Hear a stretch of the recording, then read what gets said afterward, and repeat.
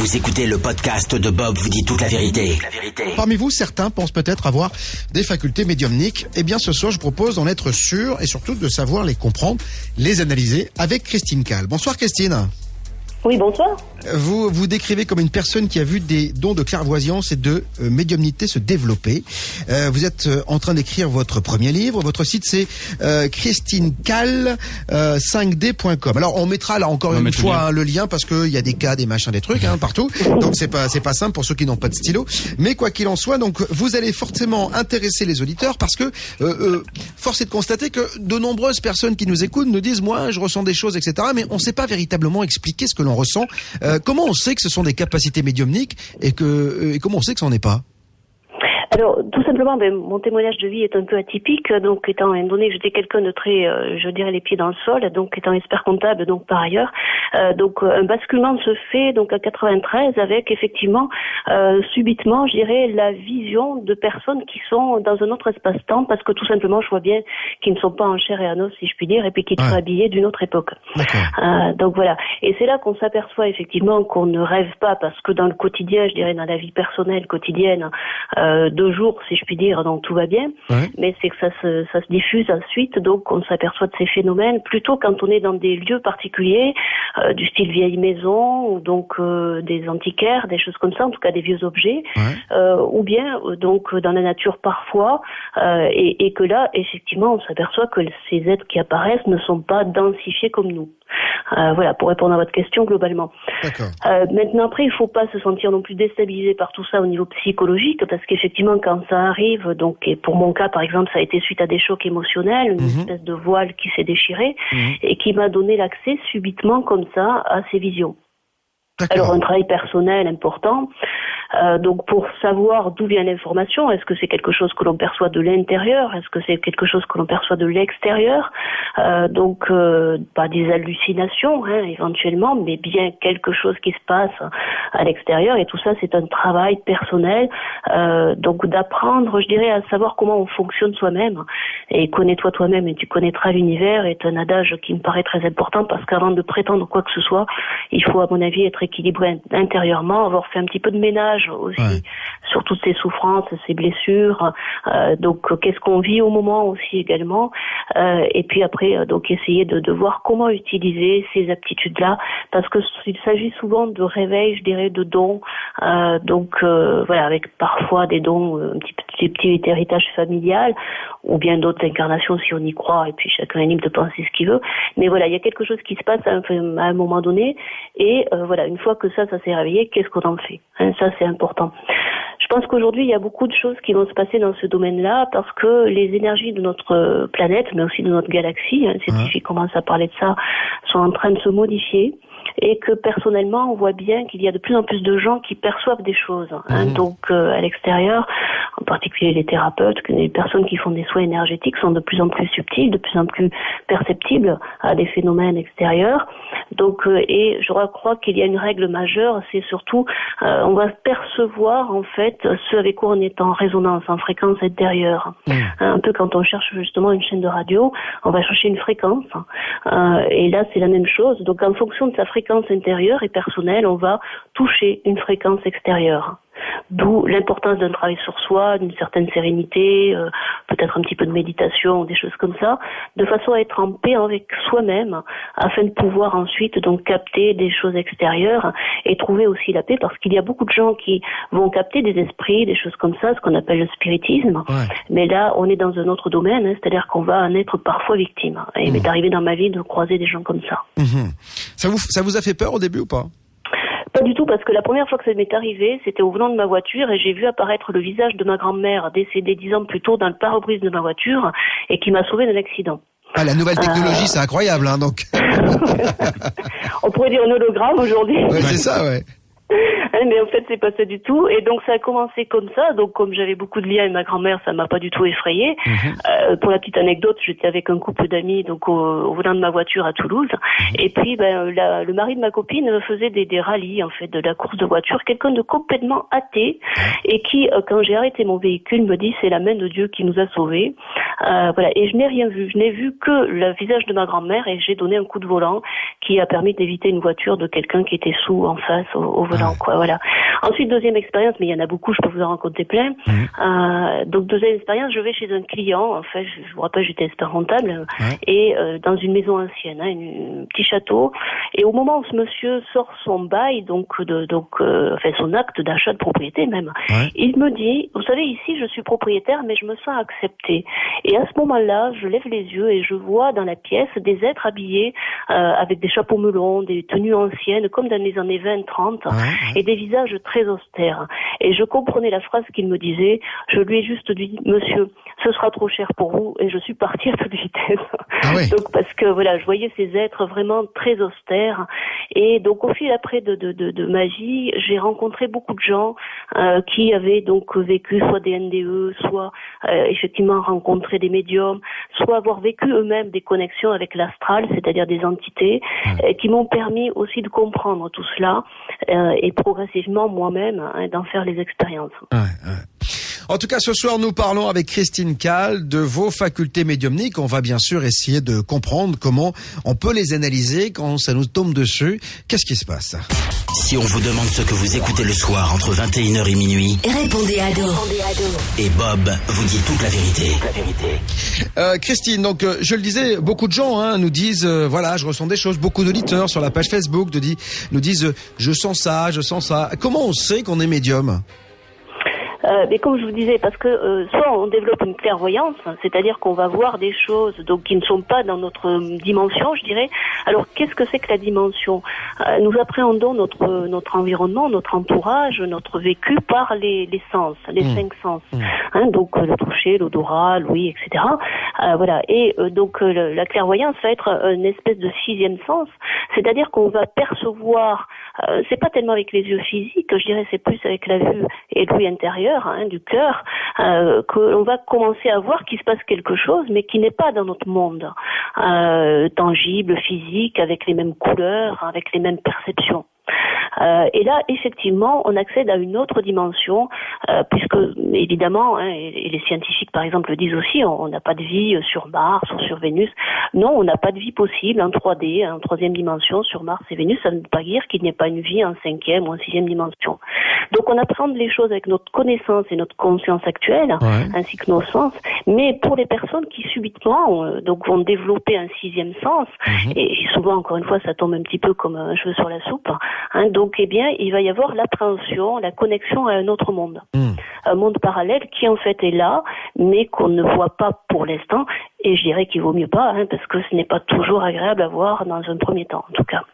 Alors, vous, ce qui est assez rigolo, c'est que un jour, dans une salle d'attente de médecins, vous avez trouvé un magazine qui expliquait qu'un choc émotionnel pouvait débloquer des dons. Oui. Donc effectivement, j'ai trouvé ça des années plus tard et ça m'a beaucoup rassurée.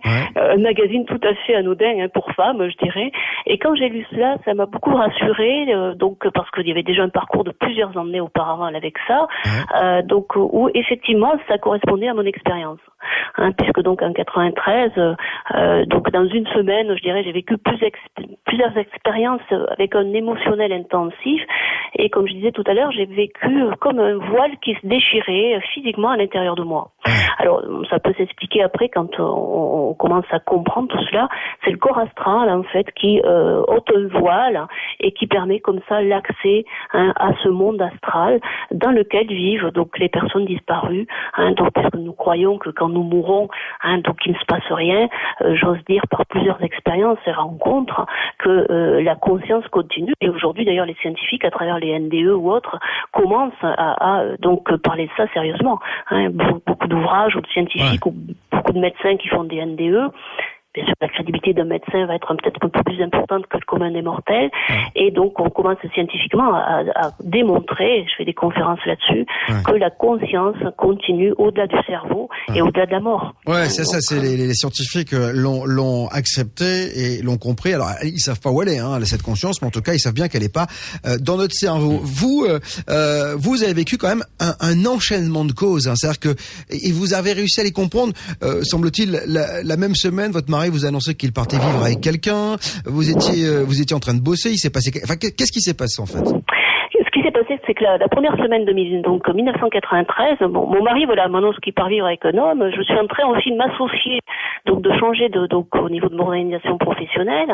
La même semaine, en plus, je vis une hémorragie importante, donc qui va durer plusieurs jours, et je suis nommée jurée en cour d'assises. Moi qui ne gagne jamais la moindre tombola, et pour être juré en cour d'assises, croyez-moi, il faut être tiré au sort le matin au tribunal plusieurs fois, et c'est un devoir civique, on n'a pas le droit de refuser.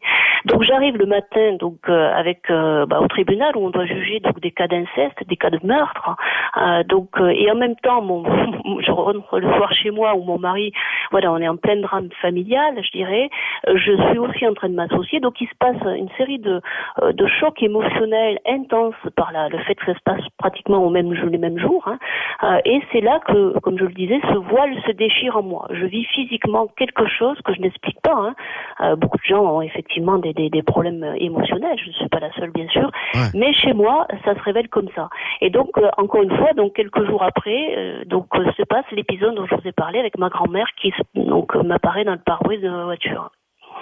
Voilà, alors des personnes vont développer des dons à un moment donné, une créativité pour la peinture, des choses comme ça. Et puis pour moi, comme je vous dis, ça se passait avec la clairvoyance, la clairaudience. Alors, je vis ensuite toute une série je me remets en question. Ce n'est pas que j'ai peur, mais je cherche à comprendre. À l'âge de 16 ans, déjà, j'avais dévoré énormément de livres sur la psychologie humaine, ce qui m'avait beaucoup aidé. Mais je rentre aussi dans des formes de thérapie diverses et variées pour comprendre ce qui se passe en moi. Et puis la vie fait que je rencontre des gens qui vont m'expliquer un petit peu, mais sans plus quand même. Et c'est plutôt un parcours autodidacte qui fait que je vais apprendre à gérer ça moi-même avec des techniques de connaissance de moi, d'où me viennent les informations, comment je les interprète à l'intérieur de moi. Et je suis aussi divers enseignements, des stages de perception extrasensorielle pour aller chercher de l'eau par exemple dans un champ, de la PNL, mais fait à l'époque par quelqu'un de spirituel qui me permet d'expliquer justement à travers ce qu'on appelle les submodalités comment on perçoit les choses, à l'intérieur, à l'extérieur. Donc je suis aidée par un certain nombre de choses à ce niveau-là, mais j'avance, je dirais, un peu à vue, sachant que la journée, je suis expert comptable, j'ai une centaine de clients, j'ai 4 salariés, j'ai un bébé, donc par ailleurs, j'ai une vie normale, a priori normale. Alors justement, on va parler de cette normalité et de cette paranormalité dans quelques instants. Christine Calle est mon invitée jusqu'à 23h.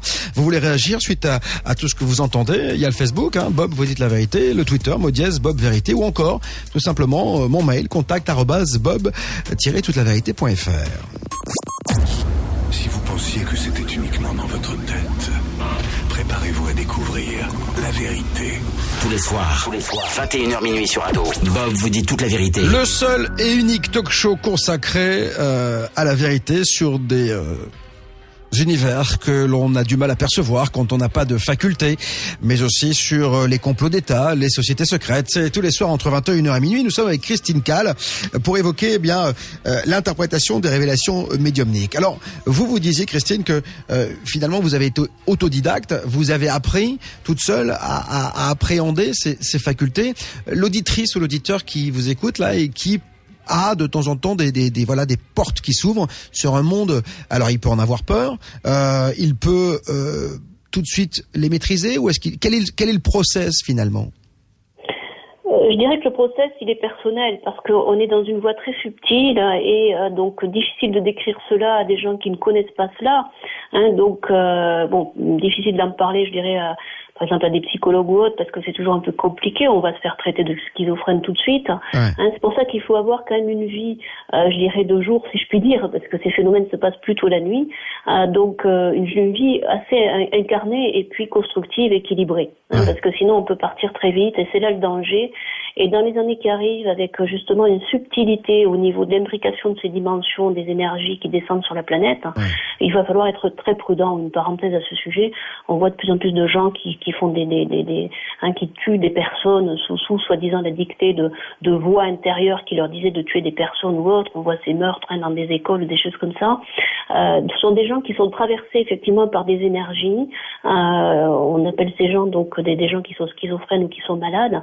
Eh bien, ils sont parfois influencés effectivement par ce qu'on appelle des entités. Et ça, à mon sens, ça risque de se développer.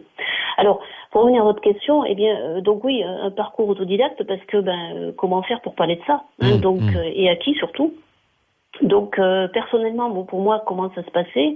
Eh bien, comme je vous le disais, des visions, des flashs, Et surtout, la nuit, en fait, quand je m'endormais, ce qui se passe, et ce que j'ai compris après, c'est que le corps astral se décale du corps physique. Alors, je parle un petit peu de technique, peut-être. Vous savez, on est comme des poupées russes. On a un corps physique de matière, mais on a aussi des corps subtils, que l'on ne voit pas à l'œil, bien sûr, qui sont autour de nous, des corps énergétiques.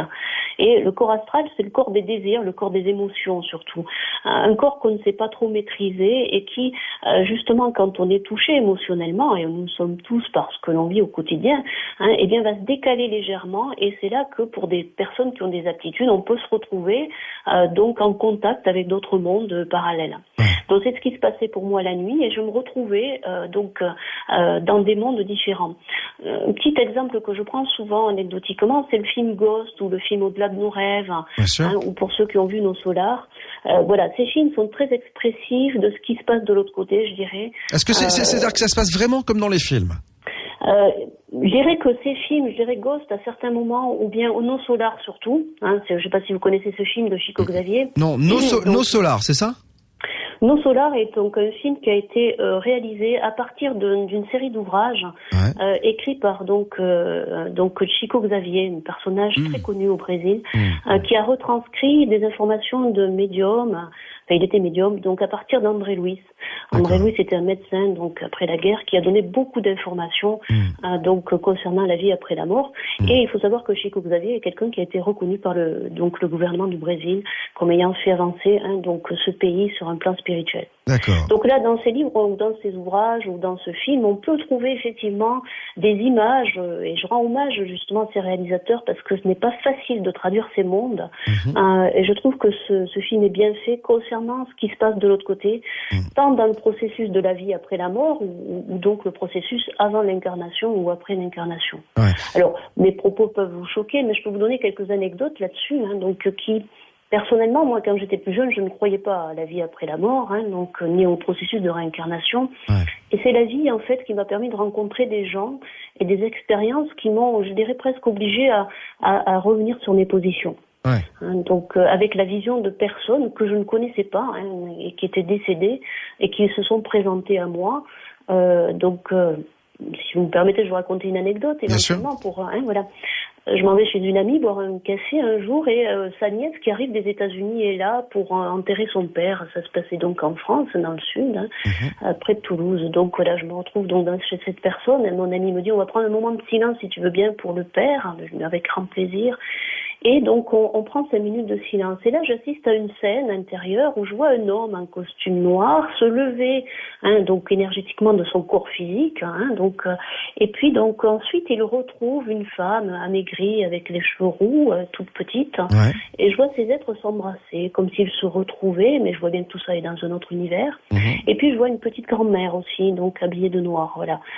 Alors, ça me semblait être une belle scène de retrouvailles, vraiment. Des choses comme ça, j'en avais vécu plusieurs fois. Donc, quand, je dirais, nous arrêtons la petite séance de silence, mon ami me dit, mais est-ce que tu peux décrire ce que tu as vu? Alors, je ne connaissais pas du tout la nièce. Elle débarquait, je dirais, des États-Unis, passez-moi l'expression. Et je raconte cette scène. Elle me dit, mais vous pouvez me décrire mon père? Et je dis, écoutez, il est en costume noir. Bon, ça, c'est assez classique quand on va se faire enterrer. Mais bon, je vais décrire un grand homme avec les cheveux gris et sur le côté gauche. Donc, voilà. Elle me dit, mais écoutez, mais mon père est quand il est grand avec les cheveux comme ça. Et puis, elle me dit, ce qui m'intéresse, elle me dit, vous pouvez me décrire la dame que vous avez vue, donc petite femme, donc toute menue avec des cheveux, une raie sur le côté, cheveux courts, donc une teinture donc acajou. Elle me dit, mais c'est ma tante, c'est-à-dire donc la sœur de mon père qui est décédée il y a 3 ans d'un cancer.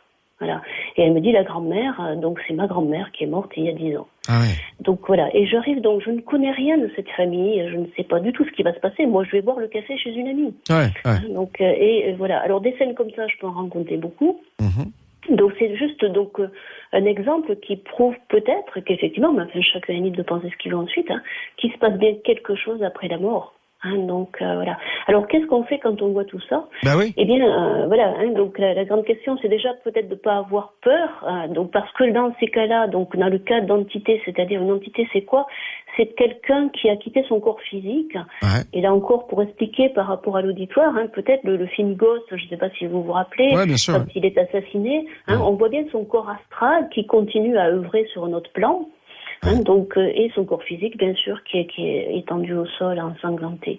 Ce corps astral ce qu'on appelle la coquille astrale, va rester pendant quelque temps. Donc, et dont la façon dont on le perçoit, en tout cas pour moi, c'est exactement la réplique du corps physique, mais je dirais avec une couleur un peu plus terne. Donc voilà. Alors, quand est-ce qu'on peut voir des personnes comme ça? Mais quand les personnes sont donc décédées, et en particulier subitement suite à un choc, par exemple donc dans un accident de voiture où l'âme est catapultée hors du corps suite à un choc frontal, par exemple, ou un choc violent. Ça peut être le cas d'assassinat aussi, bien sûr, comme là c'est le cas pour ce film. Et donc on a cette coquille astrale qui va rester pendant quelque temps. Et normalement ensuite, donc l'âme, je dirais, donc l'esprit, la conscience, on y met les mots que l'on veut, va partir dans le plan qui correspond à sa vibration, à son évolution spirituelle. Donc il va ensuite faire le point de sa vie et puis préparer peut-être notre programme ensuite. C'est-à-dire qu'en fait, quand on décède d'une façon brutale, le voyage après est pas le même. C'est-à-dire que en fait le passage dans l'autre dimension est pas le même que lors d'une mort classique. Il est parfois, il est toujours le même. C'est-à-dire que quand on décède, alors si vous voulez qu'on parle un peu du processus du décès, on peut prendre quelques minutes là-dessus. Bien sûr. Quand on décède, en fait, ce qui se passe, c'est contrairement à ce qui se passe toutes les nuits, par exemple, la nuit on rêve, donc notre âme va se promener dans d'autres mondes aussi, mais on ne s'en rappelle pas. Donc heureusement d'ailleurs. Voilà. Et certaines personnes qui font des voyages astraux, comme c'est le cas pour moi, et je dis ça parce que ça peut servir aussi, donc peut-être à des personnes, parce que là aussi ce genre de choses se développe. Quelle est la différence entre le rêve et le voyage astral? Le rêve, en fait, on est dans un imaginaire, donc, et puis on se réveille le matin, on est arrivé, c'est positif, c'est négatif, etc. Le voyage astral a une consistance, c'est-à-dire qu'on va s'apercevoir qu'on a des sens. C'est-à-dire que dans le rêve, il est plus consistant, c'est comme si on était vraiment dans un autre monde. Donc c'est là qu'on s'aperçoit qu'il se passe vraiment quelque chose de différent. Ce genre de choses arrive de plus en plus. Et encore une fois, j'insiste là-dessus, on va être en relation avec la fréquence que l'on a intérieurement. C'est-à-dire, par exemple, pour une personne qui n'est pas bien, qui a tendance à avoir des addictions, donc boissons, alcool, donc cigarettes, ou drogue, on va se retrouver dans ce qu'on appelle le bas astral, c'est-à-dire en connexion avec des êtres, disons, qui ne sont pas libérés de l'implantation terrestre parce qu'ils ont besoin de cette énergie. Ils n'ont pas fait le deuil de ces désirs-là, de ces plaisirs, et s'accrochent encore à cela. On voit bien ça aussi dans nos solars. Oui, mais en même temps, Christine, ça peut paraître assez humain de s'accrocher à ça parce que la vie est belle quand même. Oui, certes, bien sûr. Mais là, encore une fois, et je prendrai encore une fois le film de Ghost, je ne sais pas si vous vous rappelez, dans le métro. Oui, bien sûr. Voilà, en fait, quelqu'un qui s'est suicidé, parce que là aussi, on est dans des cas particuliers, et qui refuse, en fait, où une partie de lui n'accepte pas ce geste qu'il a fait. Donc, il y a beaucoup d'âmes en souffrance comme ça, et qui vont s'accrocher, en fait, à l'énergie des humains qui sont en dépendance, parce qu'ils ont besoin de cette énergie pour garder ce qu'on appelle cette coquille astrale. Et puis, il y a tous ceux qui sont aussi peut-être attachés au matériel, qui ont du mal à partir, voilà, c'est ça. C'est cela, c'est ça. Ça peut être des objets, ça peut être une addiction avec l'alcool, le plaisir, la sexualité, donc la pornographie ou autre. Donc voilà, donc tout ça. Et là aussi, c'est assez. Il faut le savoir. Alors, je juste une petite parenthèse. Je dis à Mathieu que c'est dangereux pour lui parce que comme il est addict à la sexualité et à la pornographie, je confirme. Voilà, il y a un problème pour l'après. Donc tu risques d'être coincé entre deux mondes. Il faut que j'arrête en fait. Voilà, faut que t'arrêtes. Donc parce que c'est important de le remettre un peu dans le droit chemin. Vous voyez ce que je veux dire? Tout à fait. D'ailleurs, je dis souvent anecdotiquement dans des conférences ou autres, donc que si on savait cela, peut-être on ferait attention parce que effectivement, bien sûr, on ne voit pas tout ça, on ne le sent pas. Mais bon, quand on fréquente certains milieux, je dirais, je pense. En tout cas, il y a autant de personnes incarnées que de personnes désincarnées qui assistent à la scène. Ça m'a toujours fait peur. Je me dis, j'imagine que quand on fait l'amour, je m'imagine, et quand on me regarde, c'est des coups. Si on commence à ça, Christine, on va avoir des problèmes. C'est gênant. Alors on va rejoindre peut-être le sujet dans lequel on était. Parce que là, c'est gênant. C'est-à-dire que s'il y a 15 personnes autour, c'est assez incroyable. Alors, on va continuer à parler de tout cela, mais j'aimerais quand même signaler à tous ceux qui viennent d'arriver que nous parlons justement de ce ressenti médiumnique, de l'appréhension des facultés médiumniques, pardon. Bob vous dit toute la vérité sur Radio 97.8 à Paris, 93.1 à Toulouse et sur radiofm.fr. Christine Calle, vous décrivez comme une personne qui a vu des dons de clairvoyance et de médiumnité se développer. Donc c'est de cela dont on parle ce soir. Et donc on parle de ce processus de mort. Oui. Alors, on parlait justement des coquilles astrales. C'est-à-dire, en fait, quand on décède, donc on reste pendant quelque temps dans l'astral, et c'est justement cela que peuvent percevoir les personnes du médium ou clairvoyantes. Ouais. Alors, juste une petite précision. Le clairvoyant, c'est quelqu'un qui va avoir des flashs et qui peut voir un petit peu dans le futur. C'est ce qui se passe, vous ? C'est ce qui se passe ? C'est ce qui passe aussi. Donc, sachant que je ne suis pas quand même un voyant. Le voyant est quelqu'un qui va capter des informations dans l'inconscient de la personne et qui utilise un support. D'accord. Des cartes, des choses comme ça. Voilà. Le clairvoyant, c'est quelqu'un qui va avoir des flashs, c'est-à-dire des images qui vont durer des fractions de secondes, qui sont dans l'espace-temps du soi-disant futur, parce que pour nous, dans la 3e dimension, nous pensons que le temps est linéaire. C'est-à-dire qu'il y a un passé, un présent, un futur. Ouais. En fait, donc, et d'après les ouvrages, par exemple, donc divers et variés, on voit maintenant aujourd'hui que le temps est fractal. Mais ça, c'est une notion pour l'instant qui est encore un peu intellectuelle pour nous. On verra ça plus tard dans quelques années. Mmh. Donc, on va dire, on perçoit des images du futur. Le médium est quelqu'un qui va capter des dimensions, c'est-à-dire des mondes parallèles. Ouais. Et ça aussi, ça s'explique aussi donc de façon quasiment biologique. C'est grâce à la glande pinéale qui est au centre du cerveau, qui possède, je dirais, des cristaux, ce qu'on appelle les cristaux d'apatite. Ouais. Et tous les médiums ont des cristaux comme ça de naissance, en fait. Donc, c'est reconnu. Donc, dans cette glande qui est toute petite et qui va servir, et déjà dans les traditions très anciennes, Socrate en parlait, Platon, les traditions grecques ou autres, on savait déjà tout cela. Et donc, le médium va capter des images grâce à ces cristaux d'apatite qui sont dans la glande pinéale, et c'est ensuite le cortex cérébral, c'est le cerveau qui va interpréter les images donc pour pouvoir décrire en fait ce qui se passe. D'accord. Donc en fait voilà, le médium qui souvent est clairvoyant également. Ouais. Va donc capter divers phénomènes. Mmh. Alors, on va capter différentes dimensions. On peut capter le monde des disparus, si je puis dire, avec différents échelons, parce qu'il y a plusieurs zones, je dirais, différentes vibrations, suivant un petit peu, on va dire, la fréquence, le niveau de conscience de chaque âme. Ouais. Donc, on parlait dans les traditions judéo-chrétiennes ou des religions du purgatoire, puis du paradis. Voilà. Alors, le purgatoire, on pourrait considérer que c'est une zone où on accède après la mort, où on fait un peu le feedback de notre incarnation, on fait un petit peu le résumé, je dirais. Ouais, c'est ça, qu'est-ce qu'on a appris, qu'est-ce qu'on n'a pas appris. On fait le bilan, quoi, c'est ça. On fait le bilan, c'est tout à fait ça. Donc, si jamais on n'a pas été sympa, j'imagine que le purgatoire, il est un peu plus chaud. On a un peu plus chaud au cul que celui qui est plutôt sympa, quoi, c'est ça, hein. Voilà, alors, souvent on représente ça avec le petit diable et la fourche et puis le feu. Oui, mais il y a aussi des jolies filles, parfois, quand même, Christine.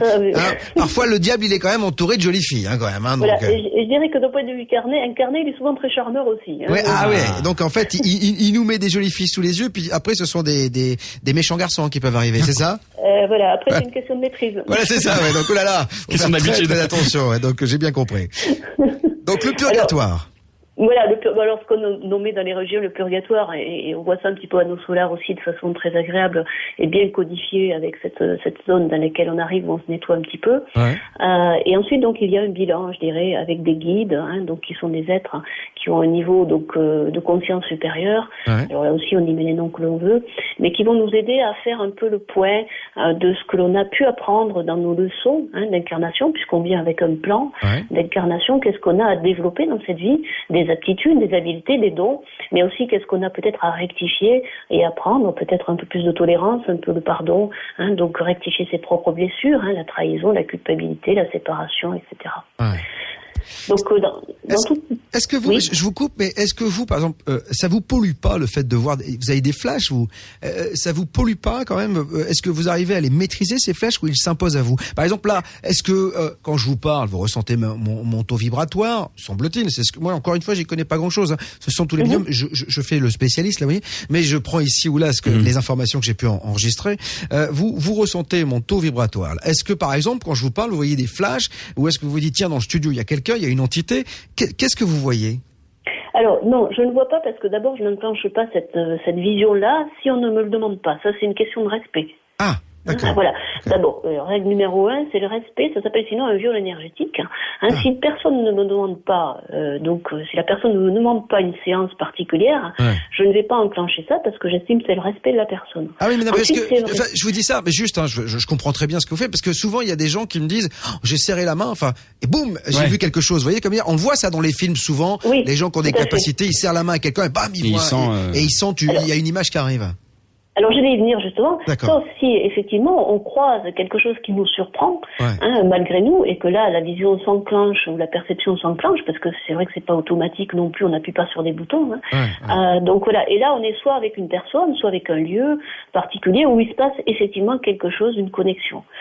Donc là, alors soit après on le dit ou on ne le dit pas, donc suivant la réceptivité de la personne, parce qu'il faut aussi ne pas choquer, sinon ça fermerait la personne plutôt qu'autre chose. Donc oui, on peut avoir effectivement des perceptions suivant les lieux où on est, suivant les personnes avec lesquelles on est. Et puis bon, ben voilà. Après, qu'est-ce qu'on fait de ça? Alors pour répondre à votre question, est-ce que j'en étais victime? Oui. En 2000, par exemple, suite encore à un choc émotionnel, on va dire chapitre 2, où je me retrouve après avec ma fille qui est bébé, donc je dirais dans une maison ancienne que je rénove. Là aussi, des flashs se développent, et là, c'est encore un autre chapitre où là, c'est la clairaudience qui s'installe. En plus d'avoir la stéréo, je dirais, enfin la vidéo, j'ai la stéréo qui s'installe en plus. Donc là, la clairaudience avec des voix intérieures ou des voix extérieures. Et donc pendant, je dirais, une année, en 2000, là vraiment, je dirais que j'avais une double vie, c'est-à-dire une vie de jour, avec, comme je vous disais, expert comptable avec pas mal de responsabilités, et puis ma fille à gérer. Je m'occupais aussi d'une école à l'époque. Et puis donc la nuit, je ne peux pas dormir. C'est-à-dire que dès que je m'endors, mon corps astral encore une fois se décale, et j'ai tendance à dire c'est comme si on se met à 10 cm de l'écran de télé et on attrape le zapper et vous zappez les chaînes à toute vitesse. Voilà. Et en fait, dès que je fermais les yeux, voilà ce qui se passait. J'avais l'impression d'être vraiment en direct de tout un tas de monde. Et j'ai compris au fur et à mesure que comment me sortir de là, en fait, de façon autodidacte, je suis rentrée dans un cheminement spirituel intérieur en travaillant sur l'aspect christique, le cœur, en fait, donc et vraiment rentrer en connexion avec l'énergie d'amour, qui est l'énergie créatrice de l'univers, parce que pour moi, il était évident que je pouvais pas me sortir de là autrement. Donc j'ai commencé à méditer, à faire de la méditation, et puis à vraiment rentrer dans un centrage extérieur avec des valeurs. J'ai suivi un enseignement sur les valeurs, donc la tolérance, l'honnêteté, donc l'habileté, mais de façon pratique, pas des choses intellectuelles. Tout le monde sait lire, tout le monde peut aller sur Internet voir tout un tas de choses. Et l'objet justement de mon expérience de vie et de ce que je fais, c'est d'expérimenter et de traduire ces expériences et juste d'échanger avec les autres. Parce que pour moi, le sachant et l'écoutant, c'est un petit peu terminé. C'est plutôt en échangeant entre nous nos expériences que nous grandissons. Et je dirais que je suis un peu un prototype, je dirais, qui fait que je traduis mes expériences de vie, parce que je ne parle pas d'un sujet que je n'ai pas intégré, mais intégré dans le corps et dans la vie, et pas uniquement intellectuellement. Donc j'ai commencé à méditer en fait et à me connecter à l'esprit christique, à travailler avec le Maître Jésus, par exemple. Donc tout simplement en rentrant dans le cœur, dans des valeurs d'honnêteté, de tolérance, d'amour, eh bien j'ai augmenté ma vibration, on va dire. Vous savez, pour les radiesthésistes, ils attrapent un pendule et ils mesurent avec le diagramme de Bovis. Voilà. Et en montant mon taux vibratoire, et c'est aussi des informations que je recevais de mes guides, qui me disaient de travailler ainsi, eh bien, au bout d'un moment, je n'ai plus capté, je n'ai plus été victime du tout de cela. Et donc, depuis 2000, je ne suis plus en relation avec ce qu'on appelle le bas astral ou autre. On m'a juste expliqué qu'il fallait que je le sois un moment pour pouvoir justement faire ce que je fais aujourd'hui avec vous, c'est-à-dire en témoigner et en parler de façon pratique. Christine Calle avec moi jusqu'à 23h ce soir pour les capacités médiumniques, les facultés que vous ressentez peut-être, essayer de les appréhender au mieux, les comprendre, ça c'est très important pour pouvoir les utiliser ou pas d'ailleurs, c'est à vous de voir si vous voulez ouvrir ou fermer la porte définitivement. Vous voulez participer à l'émission, poser des questions, contact @bob-toutelavérité.fr. Je reviens dans un instant. Et si votre futur était déjà notre présent? Bob vous dit toute la vérité.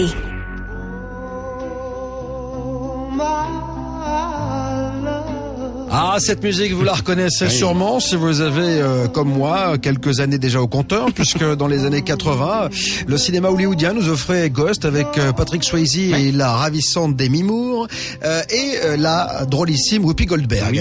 Donc, on pouvait, dans ce film, voir un être assassiné qui se décorporait et qui avait du mal à accepter, son décès. C'est ce que nous essayons de comprendre ce soir avec Christine Calle, vos capacités médiumniques, la mort, ce qui se passe après, etc. On en parle. D'ailleurs, je profite de l'après-mort pour voir un peu ce qui va se passer. Et tout à l'heure, nous serons avec, dans les 20 minutes à peine, avec Christophe Queruot-Laméry pour parler de la réincarnation. Il a étudié cette réincarnation, il a beaucoup travaillé. On verra quel est son ressenti. Alors, Christine Calle, on va revenir donc à vous. Vous avez des capacités médiumniques, vous les avez découvertes dans les années 90, c'est ça? Si je ne m'abuse. Vous êtes experte comptable. J'imagine que vous voyez les bons ou les mauvais bilans avant tout le monde. Alors, non, je n'utilise pas du tout ça pour mon métier. D'ailleurs, je ne le suis plus. D'ailleurs, je vais arrêter mon métier pour pouvoir me consacrer justement à tout cela. Ouais. Donc, voilà. Non, je ne vois pas les bilans. Mais par contre, ma secrétaire à l'époque me disait toujours, Madame Calle, vous devriez mettre psychologue sous la plaque d'expert comptable. Ouais. Et c'était un peu anecdotique parce que j'ai beaucoup évolué avec ce métier et j'avais beaucoup aussi donc je dirais d'écoute pour mes clients au-delà de l'entreprise. Ouais. Est-ce qu'il y a des choses que vous n'aimez pas dans vos facultés? Est-ce qu'il y a des choses que vous avez vues, des anecdotes que vous pourriez nous raconter qui vous ont chagriné? Alors, chagriné, oui, c'est ce dont je vous disais, de ce dont je vous parlais dans les années 2000, enfin en 2000 en particulier, où j'ai eu, donc la nuit, je ne maîtrisais pas du tout ce qui se passait, je me retrouvais en contact avec différents mondes parallèles, y compris avec des formes, on va dire, d'extraterrestres. Donc, voilà. Et là, des formes extraterrestres? Oui, on va dire des personnages non humanoïdes. D'accord. Où là, effectivement, puisque je réponds à votre question, est-ce que ça me faisait peur? Oui. Donc, je ne savais pas ce qui se passait. Et puis surtout, je voyais bien qu'énergétiquement, il se passait donc quelque chose. Parce que là encore, on peut se dire, et je peux entendre les auditeurs dire comment vous savez que c'est ça? Eh bien, parce qu'il y a des ressentis. Quand on est dans l'imaginaire, on voit quelque chose, mais quand on a des ressentis physiques, c'est-à-dire donc vraiment un peu comme quand on sort d'un cauchemar, une transpiration, une peur, ou des choses comme ça, des ressentis même, je parlais tout à l'heure des voyages astraux, par exemple, on est en train de dormir, on croit qu'on rêve, et puis tout d'un coup, on a des sensations dans le corps physique, qui fait que soit on a l'impression que quelqu'un nous tient au niveau des poignets, et c'est ce qui est souvent le cas. Je parlais tout à l'heure des entités qui doivent s'alimenter énergétiquement. Ils vont chercher à avoir un contact avec donc les personnes, et donc ils vont toucher le corps astral de la personne pour avoir de l'énergie. D'accord. Voilà. Et donc la nuit, il se passait effectivement des rencontres, si je puis dire, avec d'autres mondes. Alors quand il s'agit de personnes ou d'entités comme dans Ghost, par exemple, puisque vous aviez mis la musique tout à l'heure qui évoquait ce souvenir. Voilà, ce personnage donc s'aperçoit qu'il est décédé, et par amour pour Demi Moore, dans le film, il n'a pas envie de quitter sa vie terrestre, et on le comprend tout à fait. Donc pendant un temps, il reste encore là. Et c'est toute l'histoire qui fait qu'il va la sauver, etc. Il y a des âmes comme ça, encore une fois, qui donc comprennent pas tout à fait qu'ils sont décédés, qui vont rester un temps, et puis ensuite ils vont prendre leur cheminement. Donc ce sont des âmes qui ne sont pas dangereuses, dans le sens où elles comprennent pas tout à fait, elles règlent ce qu'elles ont à régler dans les 48 ou dans les 72 heures, et puis après donc le cheminement normal se fait. Ensuite, il y a ce qu'on appelle les entités donc plus accrochées, ce dont on parlait tout à l'heure, qui vont s'accrocher à une énergie, où là, c'est plus dangereux pour nous, personnes incarnées, parce qu'on va perdre de l'énergie au contact de ces mondes-là. Et donc, ça se passe souvent la nuit. Donc, pourquoi? Parce que l'âme, les perceptions extrasensorielles sont, disons, plus favorables la nuit que le jour, puisque le jour, on est tout simplement occupé par toutes nos préoccupations professionnelles, sociales, etc. Est-ce que tout le monde peut avoir ces capacités? Je ne pense pas que tout le monde peut avoir ces capacités. Mais il faut avoir donc une certaine réceptivité, donc il faut être assez intuitif, puisque là, on va faire appel au cerveau droit. C'est-à-dire toutes les capacités donc de perception, d'intuition, d'imagination, imaginaire, créativité, c'est le cerveau droit. Donc quelqu'un qui effectivement va être sensible, subtil, donc peut effectivement développer cela.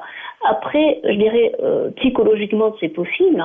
Donc maintenant après, d'un point de vue, je dirais plan d'incarnation, il y a des personnes qui viennent développer ça pour en faire quelque chose ou pas, et puis il y a des personnes qui développent autre chose. Donc voilà, je dirais pas que tout le monde est assujetti à cela, vaudrait mieux pas d'ailleurs, mais que les personnes qui vont développer ça dans l'incarnation, vont le développer d'une façon ou d'une autre, et puis voilà, il faut pas en avoir peur.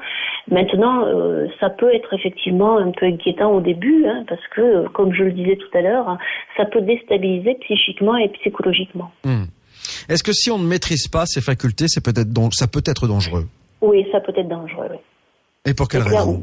J'ai eu rencontré, donc je me rappelle dans les années 96-97, une dame, une petite dame qui avait perdu ses enfants, dans un accident de sous-marin. Elle avait perdu ses 2 fils, et elle communiquait avec eux. C'était venu spontanément pour elle, mais elle était ouverte aussi à d'autres entités qui, donc à travers l'écriture automatique, écrivait à la fois des belles choses, lui faisait faire des mandalas, des choses comme ça, et j'ai vu moi-même ses dessins, j'ai lu ses notes, mais à la fois ça pouvait être insultant, et donc elle n'arrivait pas à faire la différence entre les personnes qu'elle captait. Quand elle était avec ses fils, d'accord, mais quand elle est avec d'autres entités qui vont se servir d'elle, et là on est dans le spiritisme, donc là danger. Parce que là les entités vont se servir de la personne, et si encore une fois il n'y a pas un ancrage donc avec une certaine valeur, je dirais, dans l'incarnation, sérénité, paix intérieure, équilibre psychologique, là ça peut être donc effectivement limite schizophrénie. Ah oui, parce que c'est très difficile quand même de savoir si on est dans la médiumnité, dans la schizophrénie, si le cerveau crée pas des choses. Oui. Il faut se connaître. C'est pour ça que je disais, moi j'ai passé des années, j'ai passé 15 ans à travailler sur moi, parce que encore une fois, connais-toi toi-même et tu connaîtras l'univers. C'est comme ça d'ailleurs qu'on voyage aussi après, dans d'autres dimensions, quand on fait des voyages astro, etc. La porte c'est le cœur. Et c'est pas donc comme on pourrait le penser, ni en fumant des herbes ou autre. Oui, ok, on peut, mais là on est dans l'imaginaire et on part dans l'astral. C'est-à-dire qu'on est en relation avec des entités. Et comme on disait tout à l'heure anecdotiquement, l'ombre n'est jamais un petit diable avec la queue fourchue, c'est très subtil. Vous savez, dans le spiritisme, donc vous savez, les séances avec les tables qui tournent ou autres, il faut jamais toucher à ça, parce qu'on va avoir 80% de vérité et 20% d'anecdotes. Vous appelez l'esprit de Napoléon, vous allez avoir 80% de vérité sur la vie de Napoléon, mais dans les 20%, on va vous manipuler. Donc faut être très prudent là-dessus, et la seule garantie donc de ne pas être en relation avec ce bas astral, c'est d'augmenter sa propre vibration. Alors après il y a des outils pour ça, en méditation, il y a une certaine art de vivre, un certain équilibre, un état d'être, mais aussi travailler sur le corps de lumière ou des choses comme ça. Il y a des outils pour ça, pour monter sa vibration. Et là, encore une fois, je reprends ce dont je parlais tout à l'heure, c'est l'histoire de la fréquence. Si je veux chercher votre radio à vous, je vais pas en chercher une autre. Je me mets sur la bonne fréquence. Voilà. Et si donc je suis avec un état intérieur qui me laisse donc une certaine harmonie intérieure, donc et un certain équilibre, je ne vais pas capter ce qui est inférieur, sauf si j'ai envie d'aller regarder ça. C'est simple, ça marche dans un sens, mais pas forcément dans les deux. Tout ce qui est en haut est comme ce qui est en bas, c'est-à-dire que si j'ai un niveau supérieur, je peux redescendre, mais si j'ai un niveau inférieur, je peux pas monter. Vous le savez, tous les soirs ici, j'expose et vous disposez. Témoignages, révélations, experts et invités. Christine Kahl est avec moi jusqu'à 23h. L'application Bob vous dit toute la vérité est téléchargeable gratuitement sur l'App Store et Android. 23h, nous aurons Christophe Curiot-Laméry pour parler de la réincarnation. Avant cela, Christine Kahl va me permettre d'arriver jusqu'à cette heure fatidique. Dites-moi, Christine, moi, il y a un truc que je trouve assez incroyable, c'est que souvent, quand on fait des séances de spiritisme, les uns les autres, on l'a tous fait. Il faut pas le faire quand on n'est pas accompagné, qu'on n'est pas expert. C'est ce que me disent tous les médiums, mais de nombreux ados le font, etc. Et on a toujours la sensation de rentrer en contact avec l'esprit de quelqu'un de célèbre. Il y a toujours Louis XIV, Napoléon, Elvis Presley, etc. Et à chaque fois, je veux dire, c'est quand même hallucinant. Ça peut pas être Robert Dugenou, vous voyez, ce qui est là, qui s'est cassé la gueule dans ses escaliers, qui est mort sur le coup. Charles de Gaulle une fois. Charles de Gaulle, carrément, d'accord. C'est vrai. Moi, j'ai eu Monsieur Champs-Élysées. Mais non, mais j'étais dans un lycée qui s'appelait Charles de Gaulle. On a fait du spiritisme et c'était Charles de Gaulle qui est venu. Et il a dit, je vous ai compris. Alors oui, dites-moi pourquoi, Christine. Alors, tout simplement, parce que ça s'explique tout simplement. On va capter une entité lambda, je dirais, qui, elle, de par, donc, je dirais, le monde dans lequel elle évolue, elle est en contact avec ce qu'on appelle l'inconscient collectif. C'est-à-dire qu'un réservoir d'informations ou dans lequel tout est enregistré. Donc elle peut capter toutes les informations qu'elle souhaite. Ça ne veut pas dire qu'on est avec justement Charles de Gaulle ou Louis XIV. Il y a peu de chances quand même. Il faut être réaliste. Bah oui. Donc alors est-ce que c'est alors là quand on a ça, est-ce que ça peut être un esprit farceur? Farceur, oui. Oui. C'est Patrick Sébastien déguisé en fait. Ouais, Patrick, ouais, c'est le grand carnaval. Mais oui, mais il n'est pas encore décédé, donc. Ah bah ouais. Mais et dites-moi, paix à son âme d'ailleurs. Mais non, mais on sait jamais. Si un jour il y arrive, il vaut mieux que voilà. Ah oui. Quoi qu'il en soit. Si jamais on a cet esprit farceur là, est-ce que d'ailleurs quand on dit farceur, est-ce qu'il peut être dangereux cet esprit ou pas? Et oui, en fait, il faut pas toucher à cela, donc parce que oui, on ne sait pas avec quoi on est en contact. Ouais. Et du moment qu'on est en contact, après, il va falloir pouvoir fermer la porte. D'accord. Ça veut dire que la nuit, après, on va mal dormir, on va être pompé en énergie. Le matin, on se réveille, on a l'impression de rentrer de boîte de nuit. Ouais. On ne sait pas ce qui se passe. Il y a ce qu'on appelle des fuites énergétiques. Il va falloir aller voir un thérapeute pour se faire harmoniser. Voilà, tout ça, on ouvre la porte à des choses dont on n'a vraiment pas besoin dans l'incarnation. On a plein de choses à faire passionnantes dans notre vie, sans aller chercher ça. Et je dirais que les jeunes, en plus, donc qui ont tendance un petit peu à fumer, à chercher un contact avec des parties d'eux-mêmes, parce que ces jeunes qui arrivent aujourd'hui ont des aptitudes justement sur ces phénomènes-là, et ils ne trouvent pas écho donc dans ce qu'ils peuvent dire à leurs parents ou autres, parce qu'ils ont plein de choses passionnantes pour en écouter certains, mais en plus donc ils vont chercher des connexions. Or ils vont s'alimenter, ils vont aller chercher quelque chose de supérieur, mais ils se retrouvent face à cette zone qui va les pomper et qui va les utiliser. C'est pour ça qu'on a tous ces rêves partis aussi, vous savez, la musique binaire, ces jeunes qui se droguent ou qui boivent jusqu'au coma éthylique. Ouais. C'est le signe aussi de cette société qui ils cherchent une connexion à d'autres parties de soi-même, mais c'est pas du tout la voie. C'est pas du tout la voie, c'est pas par là qu'il faut s'y prendre. Donc voilà. Alors juste, si je peux raconter une anecdote, vous parlez du processus de réincarnation, si je peux me permettre. Pendant ma grossesse avec ma fille, en fait, c'est comme ça que j'ai commencé à connecter l'âme et les personnes. C'est que pendant ma grossesse, en fait, ma fille est rentrée en contact avec moi. Et que j'ose dire que presque le soir où on l'a fait, tout mon programme des années qui ont suivi m'est apparu en quelques secondes. Voilà. Et donc le processus d'incarnation est quasiment le même d'ailleurs que quand on se désincarne, c'est-à-dire quand on décède. Il y a donc un rapprochement de l'âme par rapport aux parents, par rapport à la famille, par rapport à ce dont on va avoir besoin comme contexte psychologique, environnemental, etc. pour pouvoir apprendre ces leçons. Et donc ce processus est passionnant aussi parce que effectivement, donc l'âme vient pour choisir un contexte adéquat pour apprendre ses leçons, et puis ensuite donc vit sa vie d'incarnation. Et donc ensuite recontinuera son chemin sous une autre forme, puisqu'on disait tout à l'heure que la conscience continue au-delà de l'être humain corporel. Alors on va, je le disais, du côté de 23h parler de réincarnation. Vous pensez qu'on se réincarne? Vous en êtes certaine, vous ou pas? Écoutez, j'ai tellement vu d'épisodes, donc tels que je vous parlais, et puis je peux vous en citer d'autres. Oui, aujourd'hui, je crois qu'on se réincarne. Pour moi, c'est une évidence, parce qu'autrefois, ça l'était pas du tout. Mais par exemple, une autre anecdote. En 97, j'achète un appartement sur Toulouse, et j'arrive dans cet appartement. J'avais rencontré les autres propriétaires de la petite résidence, et il y a un monsieur donc qui, à l'époque, était atteint du sida. Quand j'aménage, en fait, dans cet appartement, la première nuit où je dors dans mon appartement, en fait, m'apparaît le propriétaire de l'appartement du dessus en coquille astrale, comme je vous expliquais. Il est venu dans ma chambre, en fait, donc c'est vrai que j'ai fait un bond, un sursaut. Je ne savais pas qu'il était décédé. Donc voilà, juste cette tête m'est apparue comme pour me saluer, me dire au revoir. Le lendemain matin, quand j'ai rencontré, on va dire, la concierge, je lui ai dit, mais monsieur un-tel est décédé. Elle me dit, oui, comment vous le savez? Et donc, je n'ai pas répondu. Mais donc, voilà. Des anecdotes comme cela, je peux vous en raconter énormément. Donc, ce qui fait, je ne peux pas vous dire que ça n'existe pas. Je veux dire, cette personne est décédée la veille. J'ai rencontré cette personne une fois. Je le vois non pas son corps physique, puisqu'il est au cimetière. Je le vois dans ma chambre. Et on peut dire, oui, vous avez pensé à lui. Et puis voilà, c'est comme ça. Oui, mais vous savez, entre penser et voir Donc quelqu'un, encore une fois, dans une autre dimension avec des émotions, c'est quand même différent.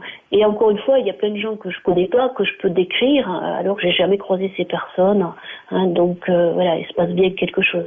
Donc tout à l'heure, vous saviez, on parlait de ce chemin de mort finalement une fois qu'on décède et qu'on se retrouve dans entre deux mondes, c'est-à-dire que vous appelez ça le purgatoire. Qu'est-ce qui fait qu'à un moment donné on va s'élever ou est-ce qu'on va pas s'élever? Le purgatoire, oui, c'est le mot qu'utilise la religion catholique. Moi, personnellement, j'appelle ça les hommes de l'astral. Qu'est-ce qui fait qu'on s'élève? Eh bien, comme je l'ai expliqué, c'est qu'est-ce qu'on a fait dans notre vie, qu'est-ce qu'on a fait dans les précédentes. C'est-à-dire, tout simplement, c'est une vibration de cœur, je dirais.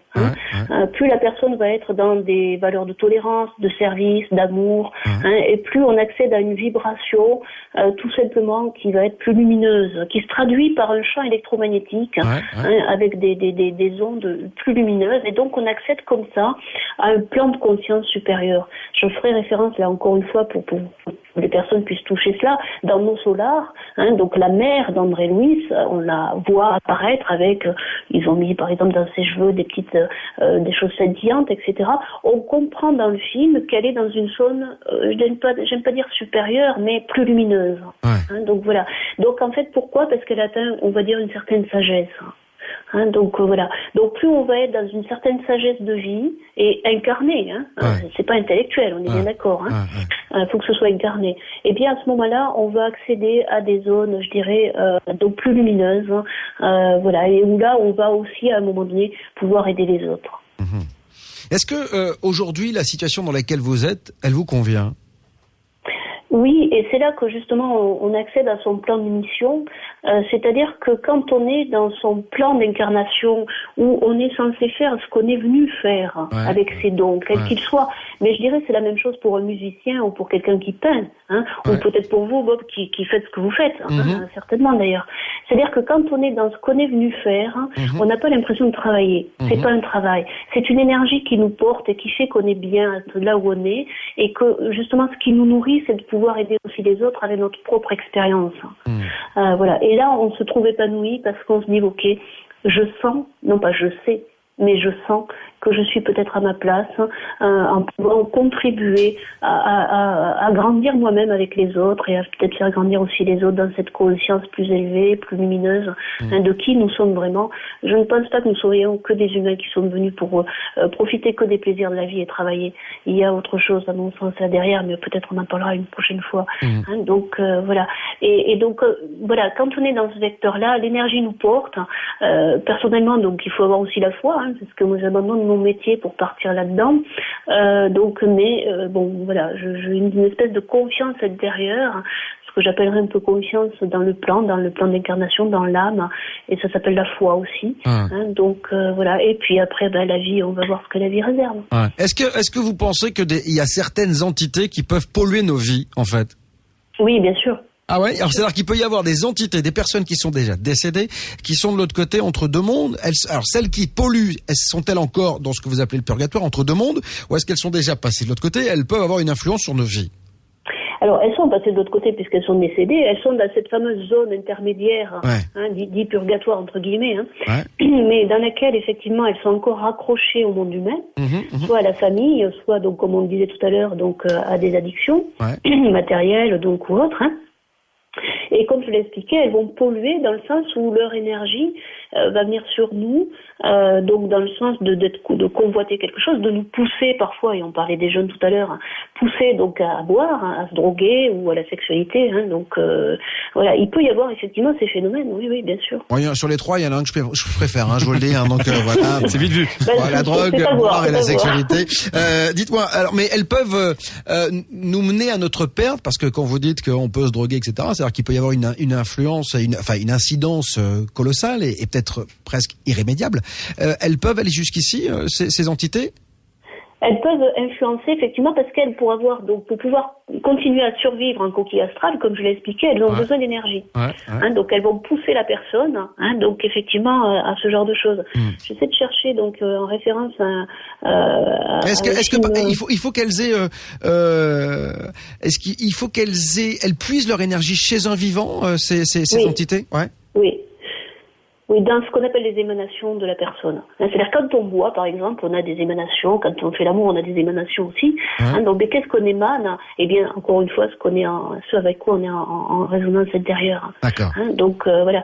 Donc, je dirais dans, par exemple, des boîtes de nuit ou des lieux échangistes ou autres, où il y a par exemple, on boit, on est dans des dans les lupanards, quoi. C'est ce que vous voulez dire. Voilà. En fait, là, encore une fois, il faut savoir que effectivement, il y a un certain nombre de personnes incarnées, mais il y a certainement aussi, si on enclenche nos visions de médium, autant de personnes. Finalement, vous êtes en train de me dire que certaines entités sont plutôt voyeuses, perverses et elles s'amusent un peu. Oui, elles vont se nourrir de cela parce qu'elles-mêmes n'ont pas résolu ça. Ouais, donc elles sont encore attachées à cela. Ouais. Voilà, les gens ne savent pas cela. Donc heureusement d'ailleurs, parce que croyez-moi, ça ferait peur.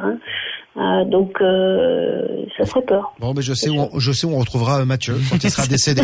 Quelques adresses, je sais où il sera. En tout cas, on va être obligé de se quitter, Christine Kahl. J'ai été ravi, bien sûr, d'être avec vous. On a bien compris tout votre travail. Cet entretien, comme tous les autres d'ailleurs, sera réécoutable du côté de 00h30 en podcast sur iTunes ou encore sur l'appli mobile Bob vous dit toute la vérité, là aussi gratuite, ou encore sur bob-toutlavérité.fr. Merci Christine Kahl. Oui, avec plaisir. Au revoir. Retrouvez Bob sur les réseaux sociaux. En podcast.